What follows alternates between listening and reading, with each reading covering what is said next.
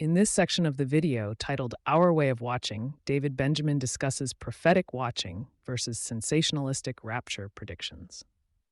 And that has to do with doctrinal sobriety and guarding your crown and abiding in Christ and being without offense and not being carried away with the false prophecies and the sensationalism that was even going around at that day. People were saying, the day of the Lord has come, you already missed the resurrection. And people were drunk off their false prophecy predictions and not clinging to the more sure word of prophecy.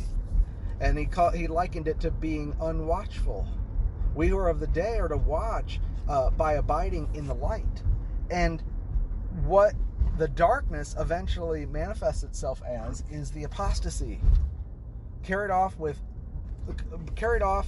under delusion, rejecting the truth, carried off as spoil into strong delusion, worshiping Baal rather than Christ, seeing the hard taskmaster behind the false rapture predictions, mixing with law, rejecting the gospel, rejecting the prophetic word, saying we are Israel, all the denials that are happening now as people literally are doing 180-degree about faces on their faith.